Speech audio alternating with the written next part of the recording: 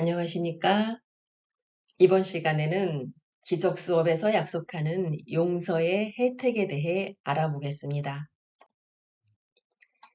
예수님은 워크북 122과에서 용서가 우리에게 모든 것을 준다고 약속합니다. 거기에서 용서가 우리에게 선사한다고 약속하는 것을 제가 열거해 보았습니다. 먼저 용서는 우리가 세상을 살아가는 동안 평화 속에 머물 수 있도록 선물을 줍니다. 그것은 바로 행복과 조용한 마음, 목적에 대한 확신, 세상을 초월하는 가치와 아름다움의 느낌, 변함없는 보살핌과 안전 등입니다.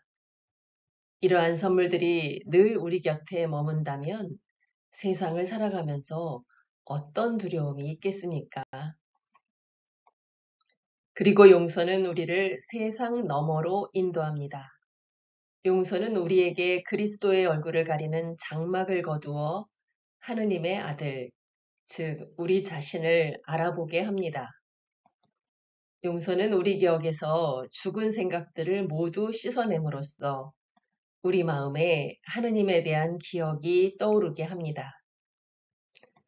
하지만 우리는 과연 오로지 이러한 선물들만을 원할까요?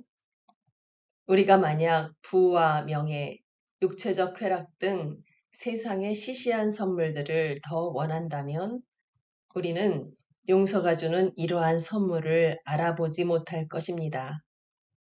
우리의 눈은 세상의 선물들에 눈이 멀었기 때문입니다.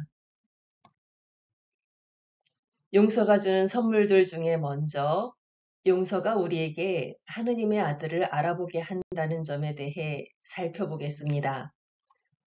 전통적인 기독교와 마찬가지로 수업에서도 하느님의 아들은 그리스도라고 불리지만 단 수업에서 그리스도는 예수님 한 분만 가리키는 것이 아니라 우리 모두가 공유하는 정체입니다. 그러므로 용서는 우리가 우리의 정체를 깨닫게 합니다.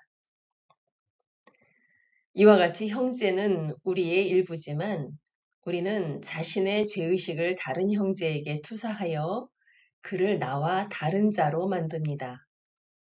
형제와 우리 사이에는 죄의 장막이 펼쳐져 있습니다. 우리는 하나지만 이제 형제와 나는 장막을 사이에 둔 별개의 존재로 보입니다. 하지만 용서는 죄의 장막을 걷어젖히고 그 형제를 그 정체대로 보게 합니다. 이제 우리는 우리가 하나임을 기억합니다. 우리는 하느님의 아들, 즉 빛나는 그리스도입니다. 용서는 또한 하느님에 대한 두려움을 극복하는 선물을 줍니다. 우리는 하느님께 죄를 지었다고 생각하여 그분을 두려워하고 있습니다. 그런데 우리가 만약 형제를 증오한다면 하느님에 대한 두려움은 증폭될 수밖에 없습니다.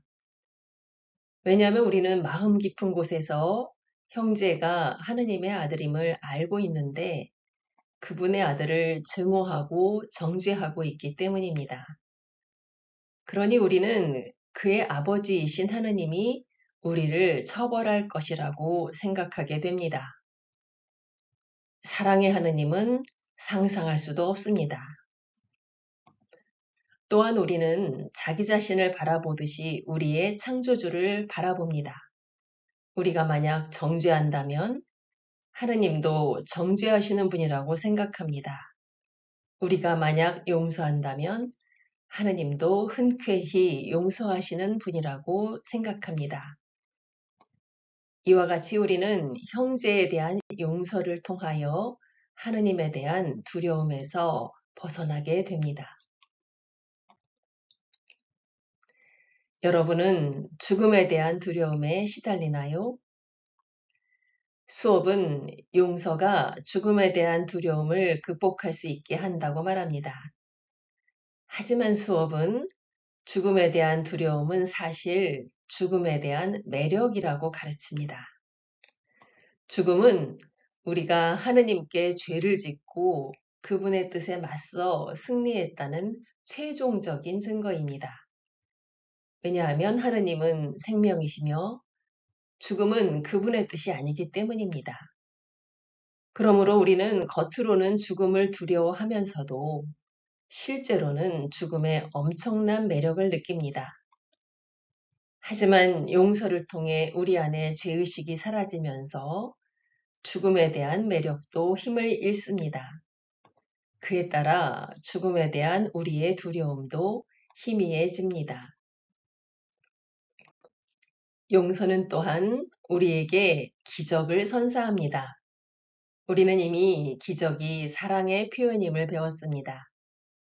하지만 사랑이 우리로부터 다른 형제들에게 나아가기 위해서는 그 사이에 장애물이 없어야 합니다. 그 장애물은 바로 우리가 세운 두려움의 장벽, 죄의 장벽입니다. 형제와 나 사이에 두꺼운 화강한 벽처럼 서 있는 그 장벽을 용서가 치워버립니다. 그러면 이제 우리 안의 사랑이 자유롭게 형제들에게로 흘러나갈 수 있습니다. 기적의 장애물이 사라졌기 때문입니다. 따라서 수업은 용서가 기적들의 고향이라고 묘사합니다.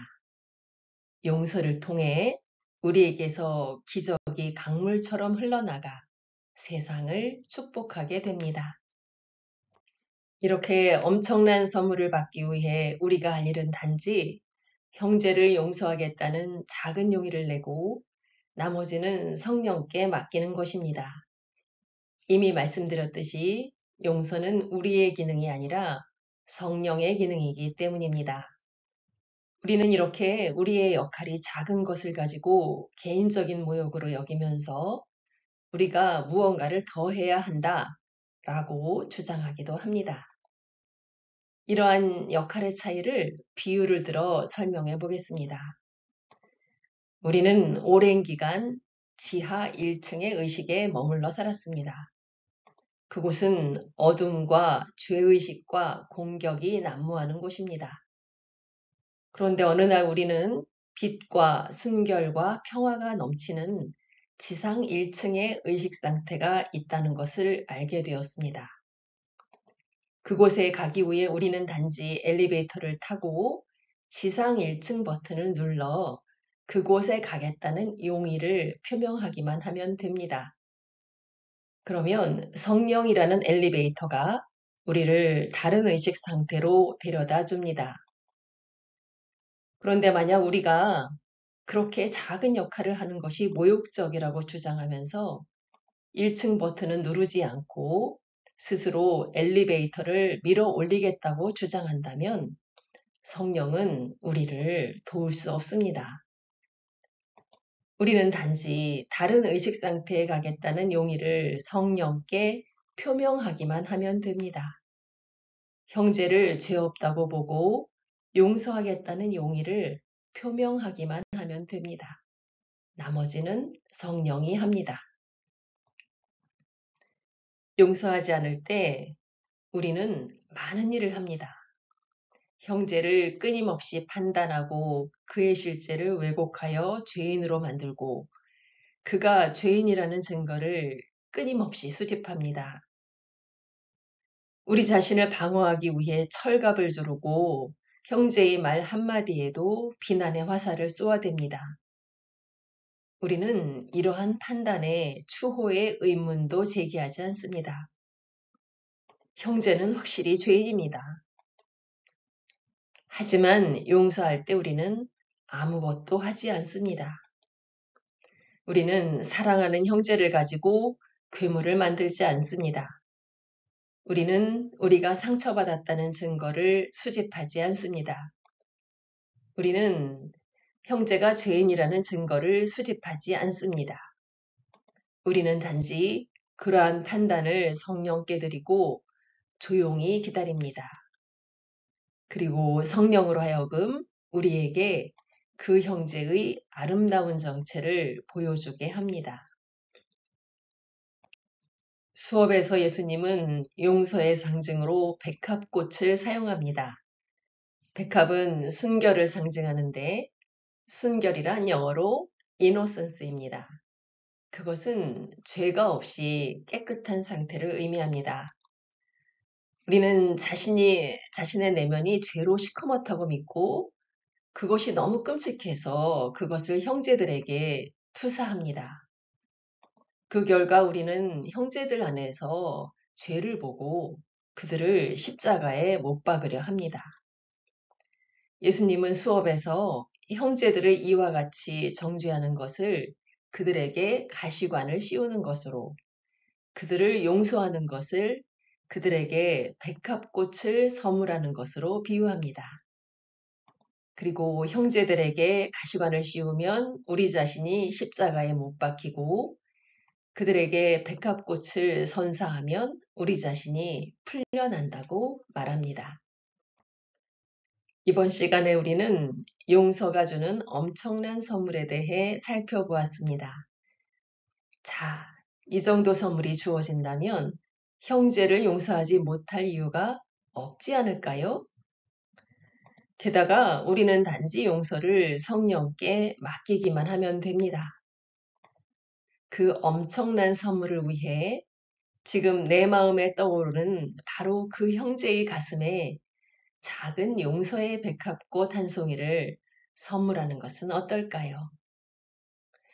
이상으로 용서에 대한 강의를 마치겠습니다. 경청해 주셔서 감사합니다.